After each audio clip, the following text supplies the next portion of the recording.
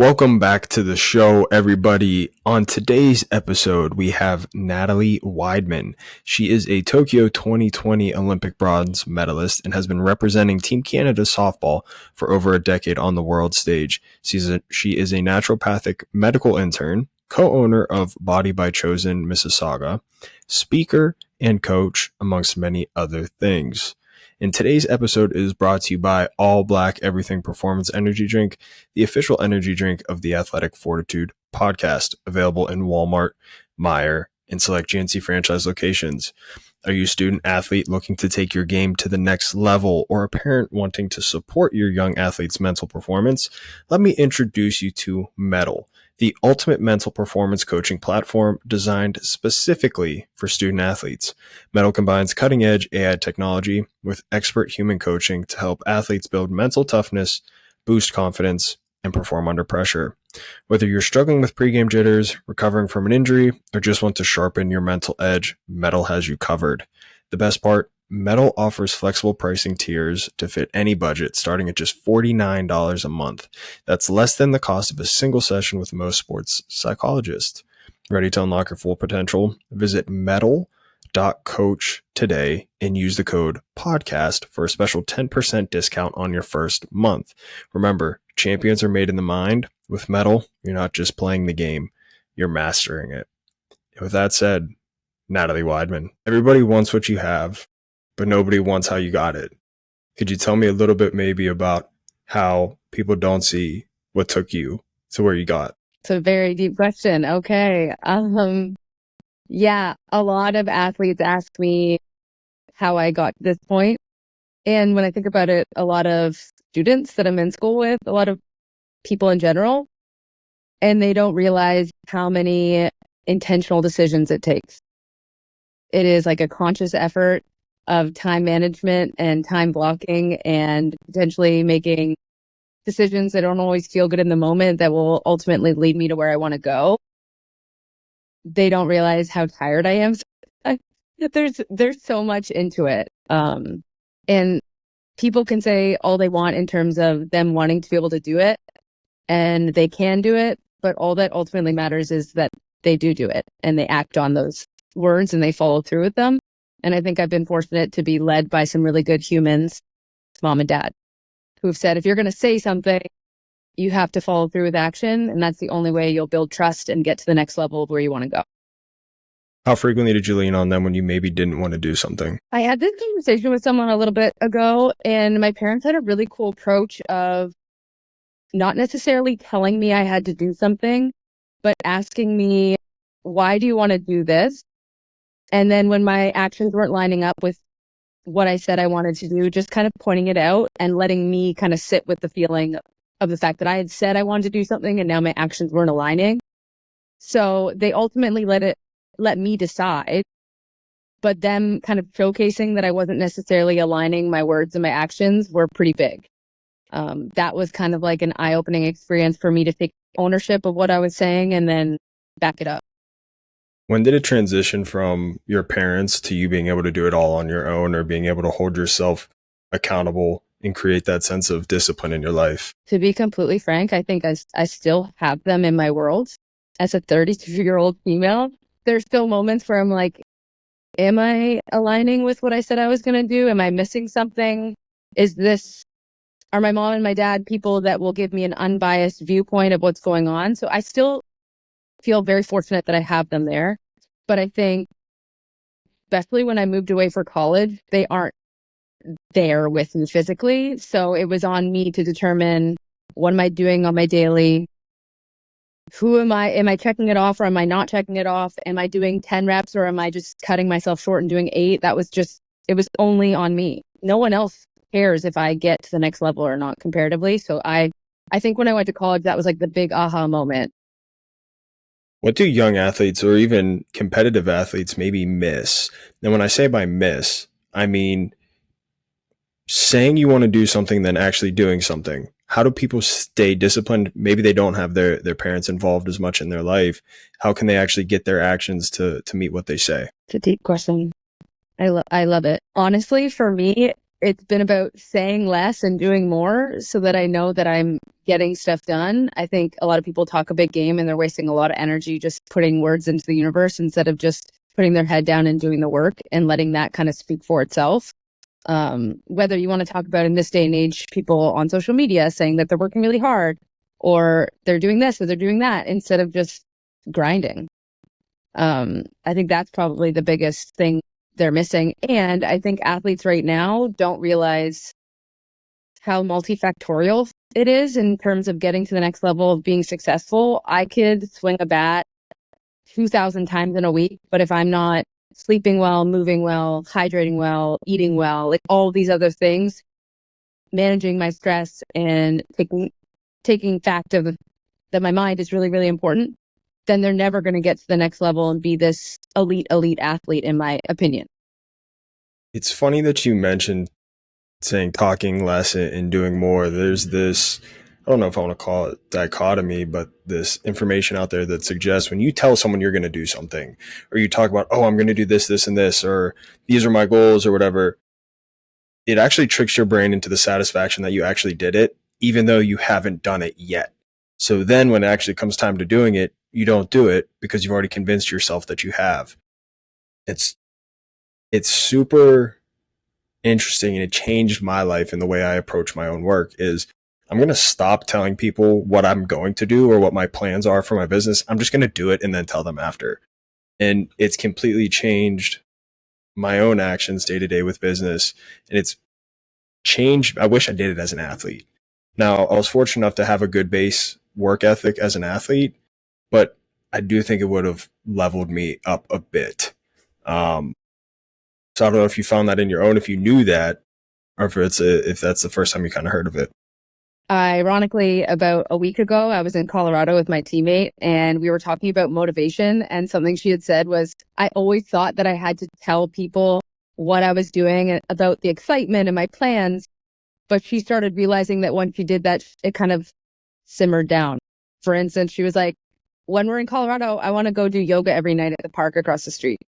And then after she had told us that, we never did it. Like, we never followed through. And she said she lost all kind of spark about it because she had already kind of put it out there and hadn't just done it when she felt the need to do it. So I've been actually consciously thinking about that the last week.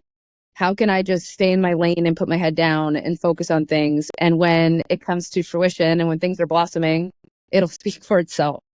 When my athletic pursuits get to the next level, when my business gets to the next level, when my knowledge gets to the next level, it will speak for itself in that moment. It's funny because we think action follows motivation, and it's the direct opposite. It's motivation follows action. And so when you're talking to young athletes or any athlete or business owner or wherever you're at in whatever domain of your life, it's do first and then follow the emotion after, follow that motivation. I think it's a game changer when it comes to high level and you're looking for any centimeter of difference between you and the person next to you. It's just being someone that can act regardless of emotion and build it into your systems. Yeah, I think for me, the last 1 to 2 years, I've been purposely trying to take action regardless of how I feel. So, for instance, I would say that I'm more on the edge of anxious and fearful of things. And I said, okay, that's kind of my complex and how I feel, but that's not going to stop me from doing scary things, because doing the scary things is going to allow me to get a little bit less anxious, a little bit less scared, a little bit better in whatever I'm trying to like maneuver through. So it's been on my mind, and it takes a lot of conscious effort to be like, I'm afraid of this, but I'm going to go for it. And I'm going to take one step, and eventually, hopefully it's a little less scary. Hopefully I'm a little bit more confident based on what I've done and the trust that I've built within myself. How do you categorize your relationship with fear? That's a really good question. I think a couple of years ago, I didn't even know I had the fear. And within the past year or two, I've accepted that it's like part of me, and I've tried to befriend it a little bit. I'm scared of this because of the unknown of where it can take me. That doesn't mean it's going to take me down or up. It's just like, this is a new avenue. So I've tried to kind of connect with fear a little bit more and use it to drive me into new avenues. So steer me, oh, I'm afraid of this. Like, I'm going to go right for it because that's an area that I haven't exposed myself to yet. So fear is my friend. How do you determine maybe then what you want to do versus what you're doing because you feel like it's a challenge? Or do you simply just do things that feel like a challenge to you? I think right now I am like purposefully looking for a challenge because that's the only way I know how to grow.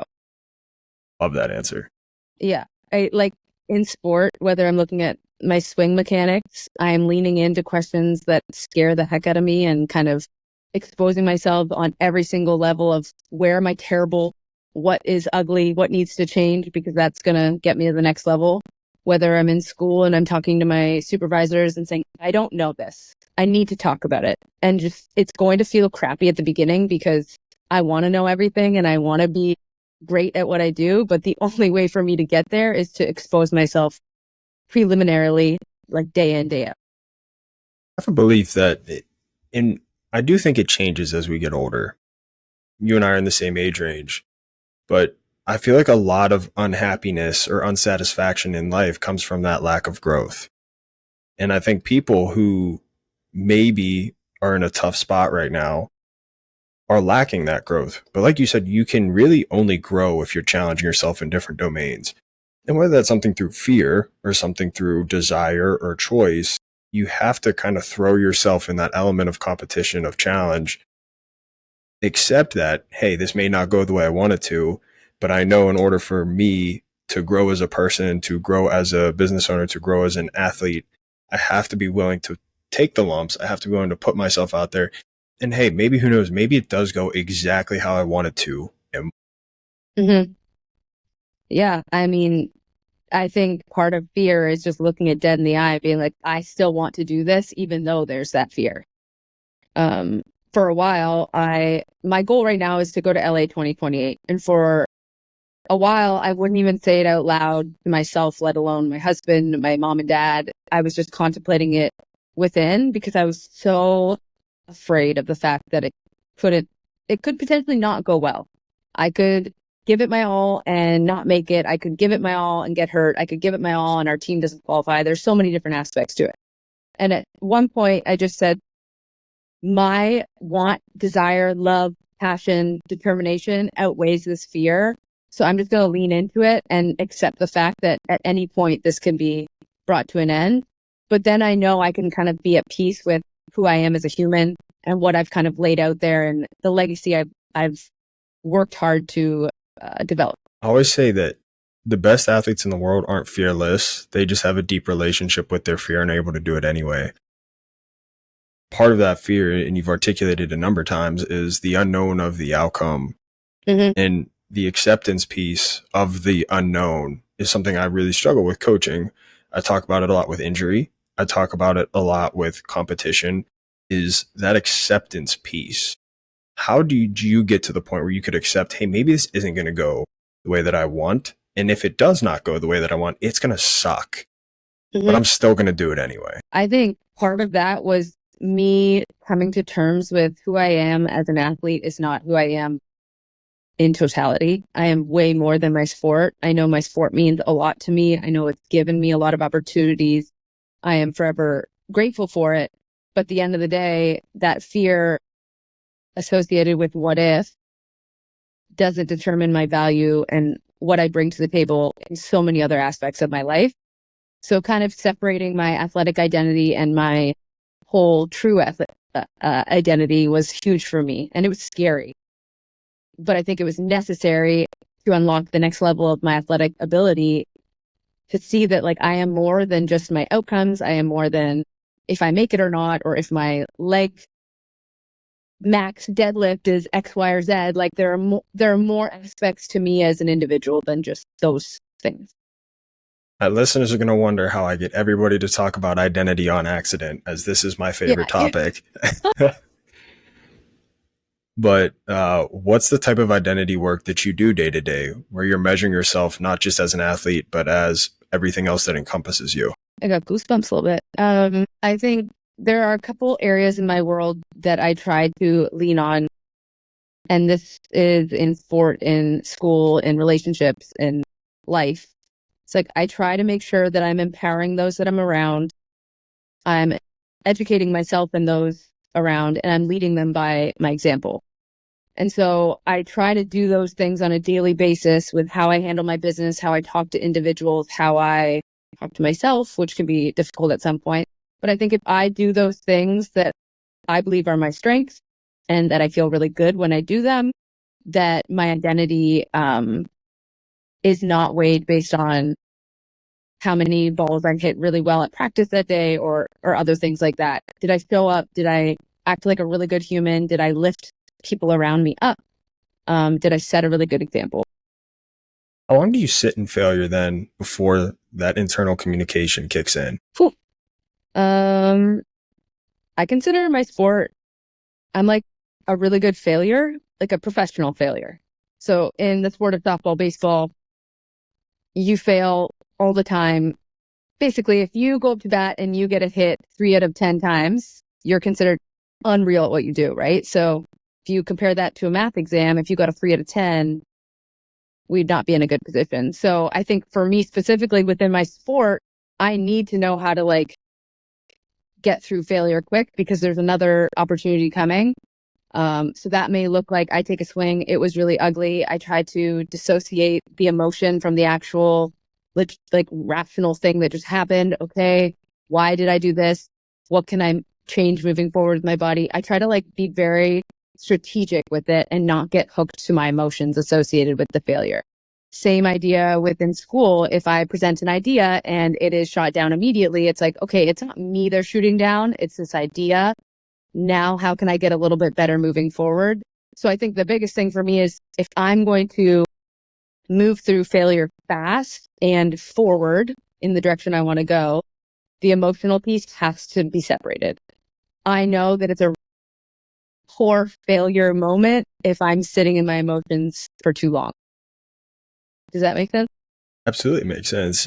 I think baseball players, softball players, golfers, tennis players, individual sports, or when it's solely you, athletes like yourself learn to do this better than team sport athletes. So, like when you talk about basketball players, football players, I've noticed it's much harder to move on from that failure. And something that may be a little controversial is I think it's easy for team sport athletes to deflect blame, and they don't have to own that.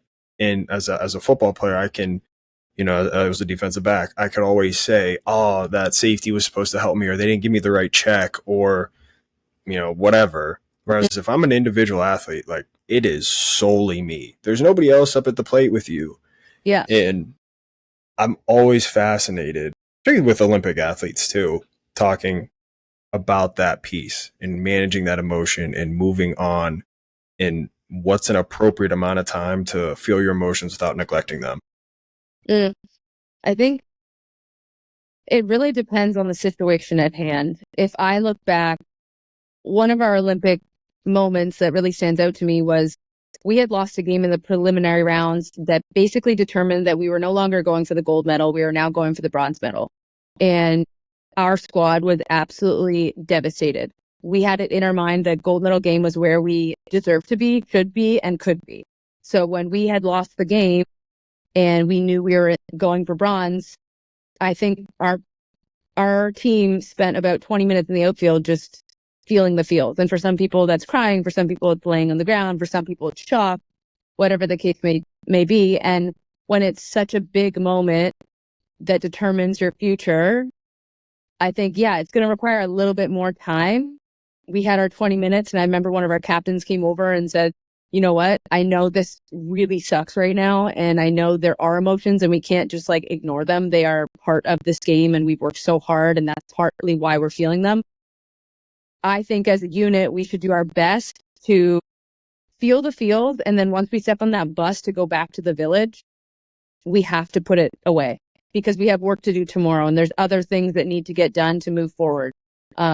So in that moment, it was like, okay, you have your probably 30, 45 minutes to feel it. Probably wasn't enough, but for the situation at hand, it was the appropriate amount because we had more to do the next day. And then coming back the next day, taking care of business, winning a bronze medal. But I'll be completely honest, after the Olympics, I'm sure some of us reopened that and felt the feels when we were able to do so. Does that make sense? So like, I think there's a knowledge and awareness of like, is this an appropriate time to feel it, or do I store it away for later? If I have a really bad at bat in the middle of a game, is it appropriate that I hold those feelings for the next three at bats? Absolutely not. Like, I'm not being a good teammate. I'm not doing what needs to be done in terms of handling the moment at hand.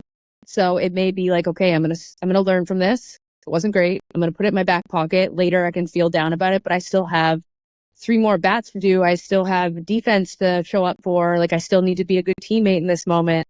So just being aware of when, how, and like what's going on around you to make it make sense. What separates the leadership at that level? You're all the best athletes in the world in your sport. How does someone separate themselves as the leader, as the captain? So I've never been asked that. That's a really cool question. In my mind, when I see someone who is able to lead and who leads in a really good way, for me, it's okay. They are so able to control themselves, their mindset, their emotions, their performance, their skills, that they have the capacity now to do and help others do the same. If someone is not in control of their own world, and able to kind of keep that at ease and at bay and able to like perform under pressure and do those things, like they don't have extra decisions available to help other people. So I think, I mean, I'll be honest, in Tokyo, was I able to be a leader in that area? No, probably not. I was just trying to like, there were so many things flying by. So everything was happening so fast. My emotions were here. And then I look at the individuals that were our leaders and they were like even. Like nothing phased them. They had been there before. They had understood the emotions. They knew how to like monitor their emotions and control them, so to speak. And I look at that and I'm like, that's what I'm trying to pursue now, to be that individual for the athletes that I work with. How do you think you get there at a younger age? Or is experience the only way? I think it's a combination, because I see some individuals that are younger than I am that have probably progressed a little bit faster in that area. So I think it's, yes, you need experience, but you also need to be very aware of those individuals that are doing it well and like learn from them, ask them questions. It's going to probably involve athletes investing in their mental performance. Like, I wish I did mindfulness and meditation 20 years ago, not to age me, but 20 years ago. um, I wish I understood self-talk. I wish I understood visualization. I wish I used that. I had heard it all growing up, but I think if I would have started to tap into that at a younger age, I would have been able to eliminate so many distractions in my world when I'm trying to perform, and been so narrow focused when I needed to be, that I would be a better athlete for myself, for my team, for my teammates. What was your pivot point when you realized you needed to start taking those things a little more serious? I started realizing probably around the time that I didn't realize how scared I was of potential and where I could go and where I was. I started realizing that I needed to take it to the next level in so many areas in my world. And my mentality was the number one priority, because if I'm scared of things and I'm not willing to push through that and be present in a moment where it's really scary, then I wasn't going to be able to handle pressure, which is inevitably a little bit scary. So 2 years ago, is that crazy? No, that is not crazy. That's pretty much aligns with my timeline as well. Even though I never really got to use it as a competitive athlete, I'm a big believer in visualization, in, mindfulness, breathing, these things that took me so long to learn. To be honest, coming from a male football athlete perspective, I thought anything from the mindset was being weak. And it was just such an ignorant part of my life that now I'm trying to literally 180 course correct and be like, talk to the younger versions of me out there. No, this stuff's serious. This is going to help you be a better athlete and a better person and healthier. You'll feel better. And that's going to obviously affect performance. And it's a big circle. But, so, I mean, your answer resonates with me. Something that you said, you were, when you were no longer scared of success or what success could look like? What made you scared of success? I think for me, being all into something and laying it out there and making it a number one priority and going after it also potentially leads you falling on your face. So it was almost like two different sides of the coin. Like I can be all in and have the potential that's way higher than I ever thought possible, or I could kind of play it safe and just do what I've kind of always been doing and be in this middle ground, and then I potentially won't get as hurt. Does that make sense? So it was like, okay, screw that. I need to be vulnerable. I want to be vulnerable. I'm laying it all out there. And if I fall on my face, I'm going to catch myself because I'm very capable. And I will continue to roll in different areas of my world, but I'm going to fall like 20 times because I'm trying to do big things, and that's okay. How much of your success is genetic versus how much is hard, pure hard work? Genetic? Yeah, genetic gifts. Absolutely not for me. I am, you can't see me right now. I'm about 5'3". I remember when I made the Olympic roster, my coach congratulated me because I was so small and I had made it. I said, thank you, I think. I give it 1,000% to hard work because I wasn't ever the biggest, the strongest, the smartest. Like there were so many things, but I had parents that wanted to help me in whatever capacity. If that meant traveling for tournaments or playing on teams that are from a distance away. I had two older brothers that were in the game of baseball that pushed me really hard, and I really hated it, but I give them a lot of the credit. And I think I just always went out of my way to learn from those around me. So I wanted to be like them. I wanted to kind of soak up whatever I could. I give it credit to that. Like there is no point, and it's not genetic. Your brothers were there to help you embrace the suck of what it took to maximize yourself. Yeah. For me, it was my sister, actually. She used to beat the crap out of me when I was a kid. And I actually, I used to get so like painfully nervous before games. And before every single game, this was when I was younger, we used to have this thing where I'd have to run into my sister, like shoulder to shoulder. I'd have her run into me to knock the butterflies out. Cute. Later in my life, I learned to just recategorize those nerves as excitement because it's the same thing. But nonetheless, the importance of siblings in a competitive environment.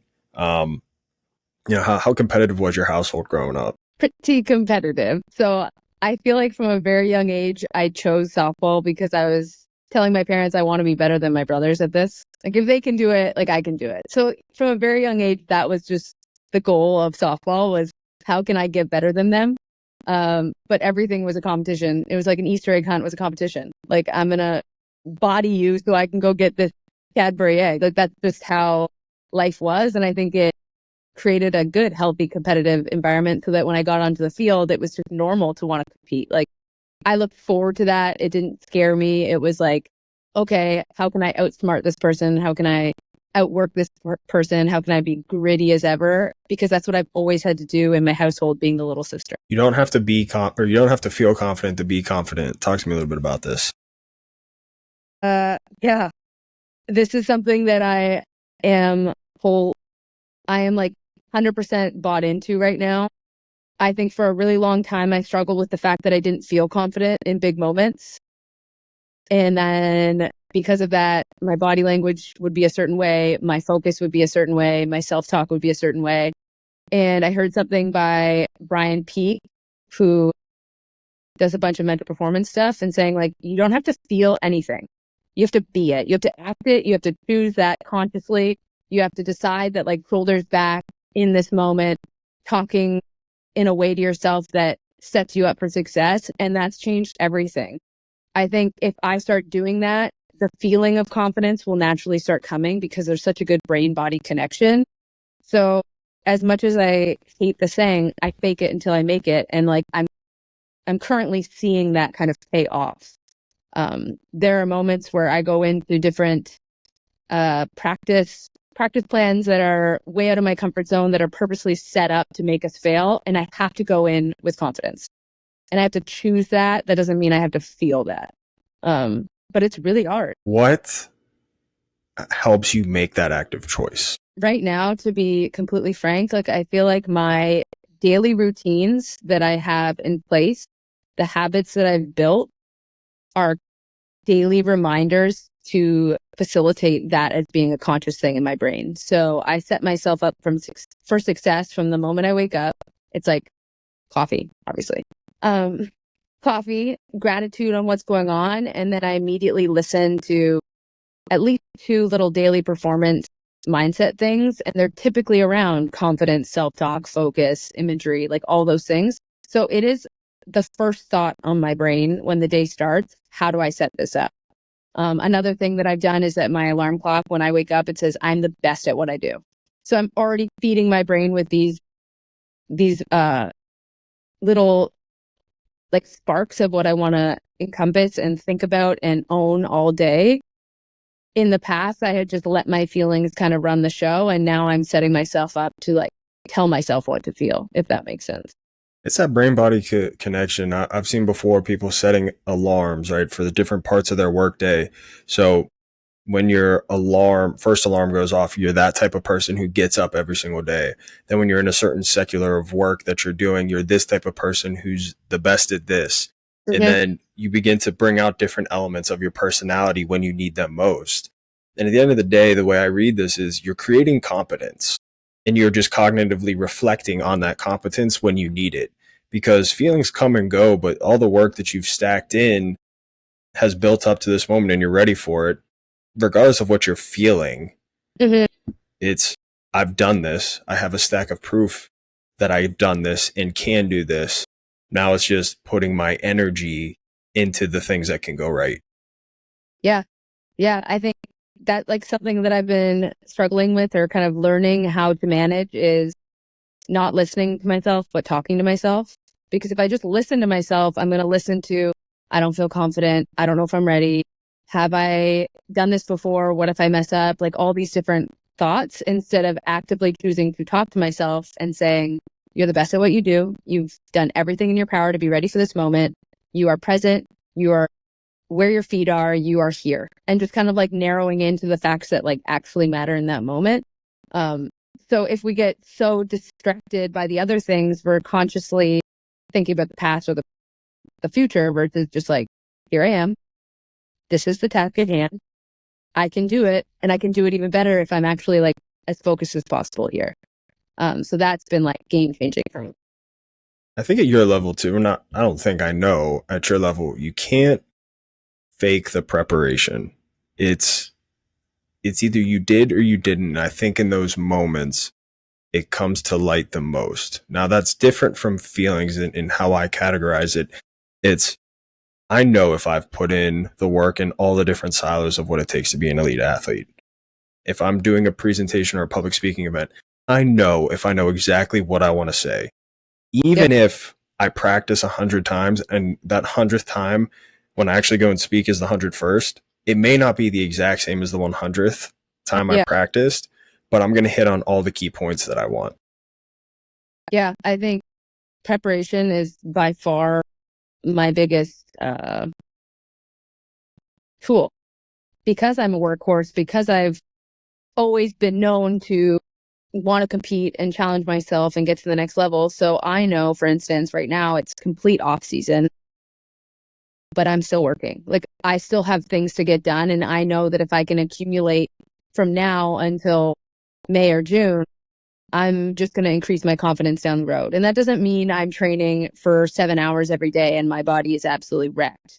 That means it's the gratitude journal. It's the podcast. It's the reflection every day. It's watching the sport. It's asking questions about the sport. It's doing things that I'm scared of that are completely not even involved in sport. But all these little pieces are going to eventually get me to the point when I step in the box and it's a 3-2 count and we're down by 3 runs and there's 2 outs, that I'm like, yeah, let's do it. I've done everything I can to prepare for it. Like, let's go. And I step in with a little bit more like, it's living with intention. Now, how did you learn how to communicate with yourself in a healthy manner? All this self-talk, everything that we're talking about, to me, at the end of the day, the most important element is what it comes down to, is that conversation between your ears. And for you, what has been the most helpful, or how did you learn to communicate so effectively with yourself? I mean, to be completely frank, I'm not perfect at it yet.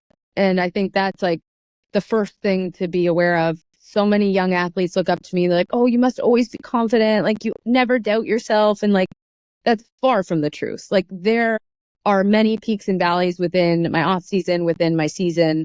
And that needs to be like out there. Like, I am not fully confident and I don't have it together 1,000% of the time.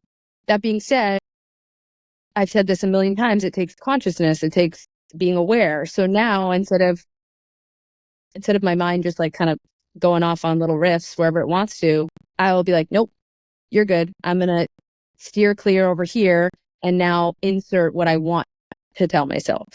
So in the past, I had just kind of seen what I was thinking as the be all and end all. And now I just think about it as like Natalie 1.0. And then Natalie 2.0 is going to talk to Natalie 2.0 and say something different. And to be honest, at the very beginning, I felt like a fraud doing it. I felt like I didn't have I shouldn't be able to talk so confidently about myself if I have ever struggled within my sport. And then I kind of had an aha moment, like maybe I'm struggling in my sport because of this, like imposter syndrome, and I've just got to let it go and just try it at this point. So speaking and saying things that felt uncomfortable at the beginning now feel like the be all and end all and 1,000% true, so that when I go into a big moment, Natalie, you got this. You've done this before. Take a breath, step into the box, do the routine you've always done, let it rip. Like, and it feels natural for me to like speak and hype myself up, so to speak. I tried to envision myself talking to a teammate, because on Team Canada, I would like to consider myself one of like the biggest hype girls. Like, I love pumping people's tires. Like, let's go. Like, you're so good at what you do. And I'm like, why don't I talk to myself? Like, so that was probably a big moment to say like, okay, you need to start treating yourself the way you treat other people. You're very capable of doing it. So step by step, kind of keeping that in the back of my mind. It's so funny because when we're in those negative thought patterns, if someone said to you, would you speak to your teammates that way? Never. And when you're speaking positively to your teammates, it's like, well, why wouldn't you just be to yourself what your teammates need? And I think the biggest thing for me is, I engage in a lot of the breathing, the gratitude journaling, but it's the perspective switches that always hit home so well with me. And it's like, for example, I just talked about this. I hosted a seminar on overcoming injury because I've had a million injuries. But for me, a big thing in what I want to be a part of my identity is to be fortuitous or to be resilient. And so a perspective switch for me is every time I get hurt or there's an obstacle or a challenge, it's like, boom, it's an opportunity for me to prove to myself I am who I say I am. And, I'm a big believer in, again, breathing. I breathe before every podcast, different type of breath work, but it's learning the perspective switch that helps me the most. Yeah, I mean, I could say the same thing about learning from failure. Like, when I go to bat, I know I'm in a really good headspace if I have a not great outcome, and then I can look at it and just, okay, what went well? What can I switch? What will I do next time? Okay, got it. Next. Versus me coming back and I can hear myself go through, you messed up. You're letting your team down. You cannot do this. Like, so just knowing the perspective of how am I seeing this failure as an opportunity to propel me forward. It's ultimately not a failure, it's a lesson. So I even tell the young athletes I work with, the only difference between me and you is I failed so many more times and I'm using it to my advantage to kind of like up my game one time or one failure at a time. I always say it drives me nuts when people will say to me, like, it just seemed to always work out for you. And it makes my skin crawl because I'm like, you didn't see all the pain, all the suffering, all the extra workouts, the saying no to going out, going to parties, the commitment it takes to get to a level of success. And even then, my level of success, I still underachieved in my own opinion. So Yeah. it's like everything that's unseen. And that's part of the reason I love the podcast is I want to bring those things to light. So athletes don't get discouraged when they're going through it. But two, understanding you're going to go through some stuff. Like it's going to be hard. Mhm. But you asked for this. When you signed up, this is what you asked for. And on the other side, you're going to feel so much better. Yeah, I think even leading up to the Olympics, we did something that I thought was really beneficial for our program, but now I've kind of used it as an individual with my own life, is contingency planning. Like I know I'm going to face adversity. Like there is no doubt about it. I'm trying to accomplish something really big, and it's going to take me kind of going through hoops and figuring it out and being kicked down and then getting back up. So kind of planning accordingly. Okay, what adversity could come my way and how am I prepared for that to handle it in that moment? And of course, there's going to be things that come up that I did not see coming, but I think that's where like the breath work comes in, or the preparation is going to set you apart, or like the support system you have to be able to like navigate that that's new. But I've done that with my schooling. Okay, like what could go wrong? What could I, if this happens, what's my plan B? What's my plan C? And then I feel a little bit more confident because I'm prepared. I'm even more prepared than those around me. Same idea with sport. One of my insecurities, I need to forecast if this comes up, how am I going to manage this? Which tools do I have in my toolkit to soften the blow, so to speak? If I'm super emotional during season and I know that I need to be able to put that in my back pocket and like take care of business, how do I do that? Who do I talk to? Is it me? Is it my gratitude journal? Is it X, Y, and Z? So kind of using that to make sure that when those adversities come, because they are coming, that I'm ready to weather the storm, so to speak. I don't think it's negative to talk about adversity. Like I find a very interesting conversation between positive, negative, and I try and break it down to rational optimism. It's okay. I know I'm going to make it. I know I'm going to at least, maybe not achieve winning whatever or getting to this goal, but I know I'm going to get through it the best I can. I'm going to give everything I have to it. But along that line, like you said, I know adversity is coming. All right, let's be predictive. What adversity do I see coming? Maybe what's out of left field that may come, but I have tools that, like you said, I can rely on. And I think the biggest mistake we make with athletes is trying to paint this positive poly picture of, oh, you're going to achieve everything you want to achieve just like that. It's like, no, it's like you can. And you said this at the very beginning, you can achieve it. Anyone can kind of do what they set out to do, but it's going to come down to the actions. It's going to come down to enduring the things that are tough and getting through them at a high level and using adversity to move you forward. And I hate when I see people not preparing for hard things, because the difference between those who make it and those who don't are how people handle the hard.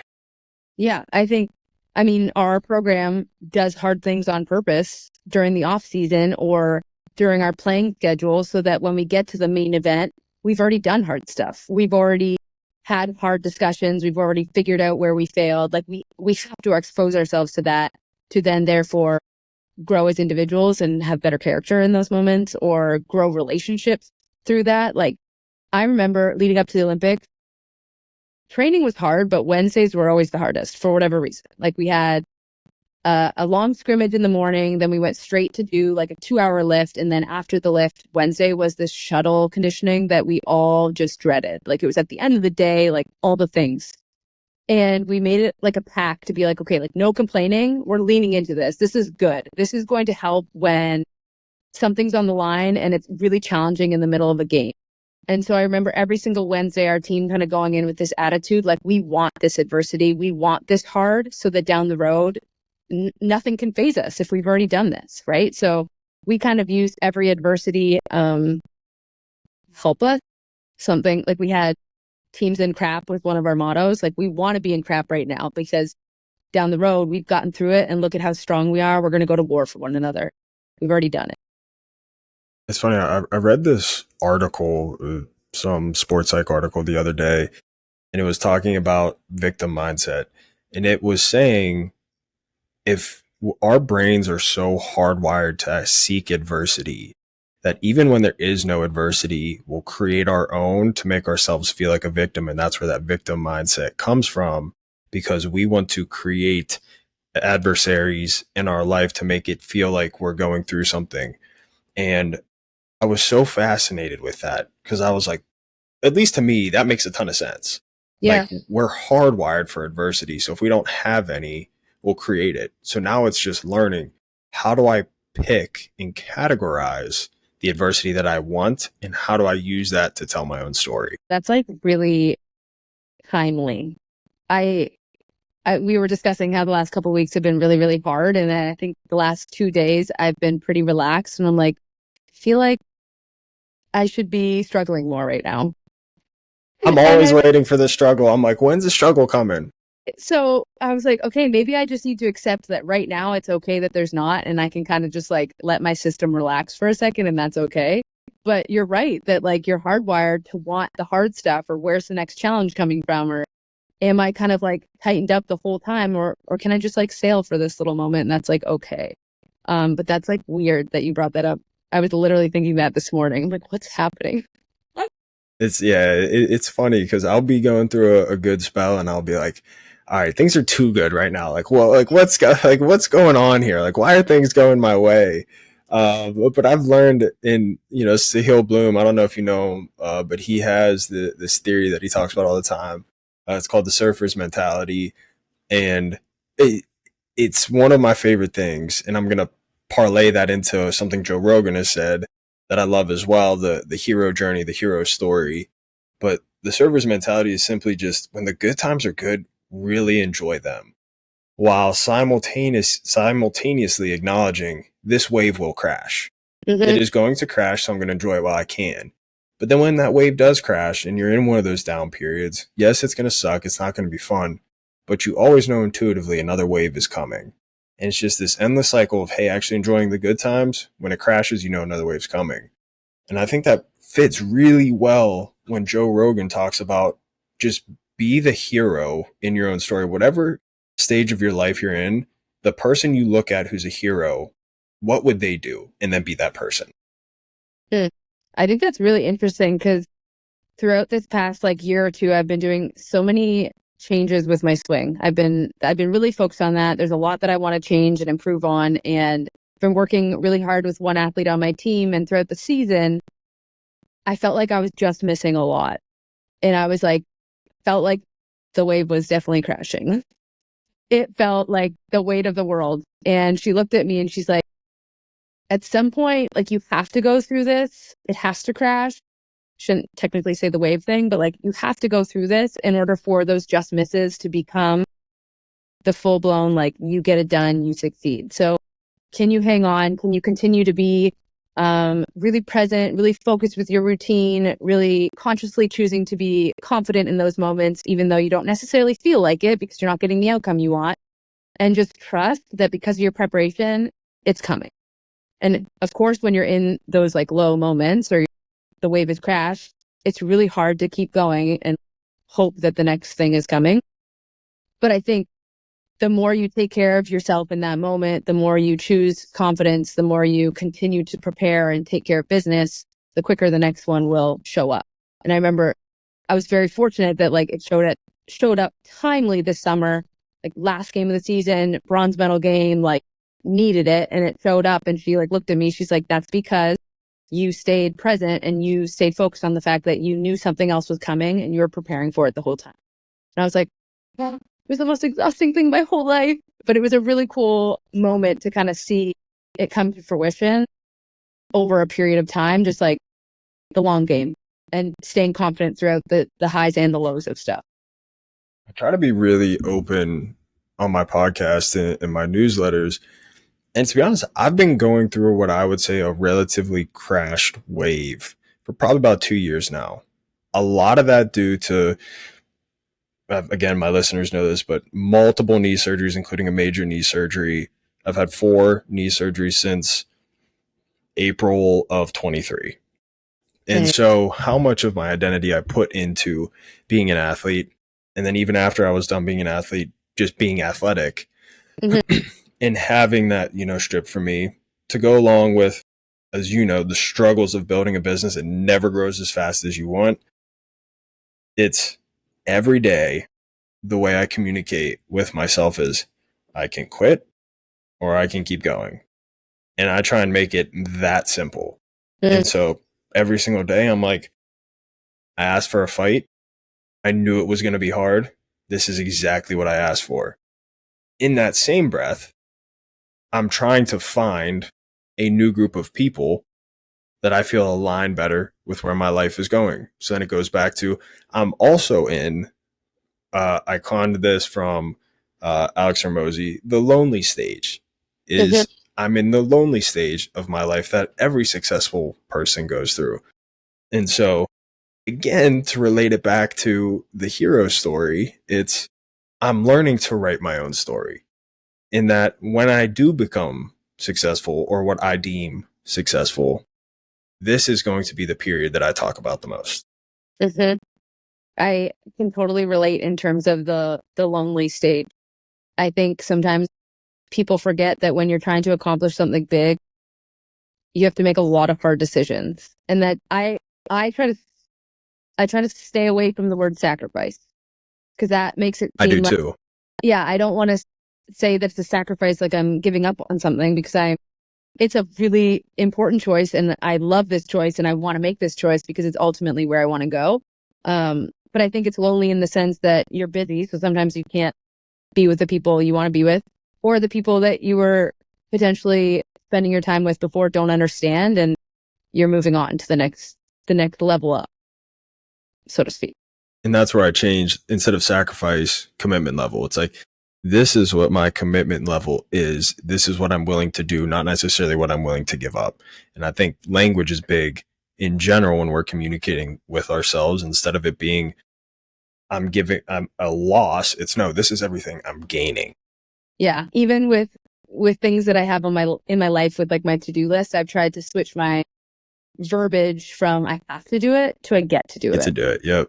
I get to go train today and potentially fail on a front squat that I don't want to, but I get to, like, just kind of shifting it. Or I get to go coach tonight for 3 hours and I can't wait. Not I have to go coach. I'm so tired. I'm just kind of like flipping the switch and understanding that this is like, they're all opportunities and I need to be grateful for them. How do you define success and value in your life now? Well, success for me right now is showing up, being present. As simple as that sounds, I think if I do that in every area of my life, the rest will kind of take care of itself. I can't control if I hit a home run or if I strike out, really, but I know I can control how present I am in that moment. And that will probably change my outcome for better or for worse. When I show up to school, I can't be perfect, but I can be present and I can learn. So literally in every aspect of my life, I look at a day in and day out. Was I present today? Did I give it my all in that sense? And I think that is kind of my meter in terms of where I am day in and day out. What was it like getting the opportunity to represent your country on the national stage, in the Olympics, and medal? There's absolutely nothing that can even compare. And the crazy part is that the tournament was like the fun stuff. I got to be with a bunch of women that are absolute powerhouses and we got to just play the game we love. But the stuff that made it so unbelievable was all the hard stuff we did. I look back at it and like, how in the world did we get through this mentally, physically, emotionally? And the relationships that came from that and the pride that came from going through all the hard stuff. We talk about going through the pit, living in the pit for way too long sometimes, it felt like, and then like making it out on the other end. And like that is what I talk about. Kind of like what you were saying, like you're going to be talking about being lonely and like choosing to show up every day when it was really, really hard. That's the stuff that has made me into a much better wife, sister, daughter, student, future doctor, whatever you want to look at it, because I had to be intentional and I had to make decisions that were really hard and not necessarily easy in the moment, but would help me get to my long-term goal. Playing for Canada, I know you're American, but playing for Canada is one of the most, there's so much pride in it. we are known to be humble and competitive and great sportsmen, and we're well loved, and it's such an honor to represent that and kind of meet other like athletes in other endeavors in their sports and disciplines, and connect with individuals that are all across the world great at what they do. I wouldn't change it for the world, hence me playing for as long as I possibly can, apparently, because it's the love of my life is to represent Canada. As corny as that sounds. Not corny at all. It's, the harder the journey, the better the reward as well. So obviously your next goal is 2028 Olympics. Next 4 years right now, what do you got going on? A lot. I'm finishing up my clinical internship as a naturopathic doctor, so that will come to an end around December 2025. I continue to play and represent Team Canada. We have triumphs every year, so every year is super important in terms of making sure you're prepared and showing up ready. I do have a business, so I own a gym with my husband, so that's going on, as well as a lot of coaching on the side. So it's a full schedule of all the get-to choices that I choose. Once I finish my degree, I will probably be 100% into softball and trying to give it a go, make it my full-time thing. I know it's going to require that of me. It's a big journey ahead, and I have big aspirations with it. So I'm excited. Love hearing all the fun you got going on. If you have anything to promote, please take the next couple minutes. And if people want to reach out to you, where can they find you? Lovely. I would love to connect on Instagram. My Instagram is Natalie Wideman, NATALIEWIDEMAN. That's probably the best start, and then we can kind of connect from there and see what happens. Awesome. I can't thank you enough for coming on today. It means a lot to me. I know my listeners will get a great deal out of this. Awesome. Thank you so much for having me. Honestly, I feel like I learned a lot too, so it's a win-win. I love it. Beautiful. I appreciate it. Listeners, make sure to tune in next week. Thank you for listening this week. Like, subscribe, download. 5 stars only, baby. Thank you.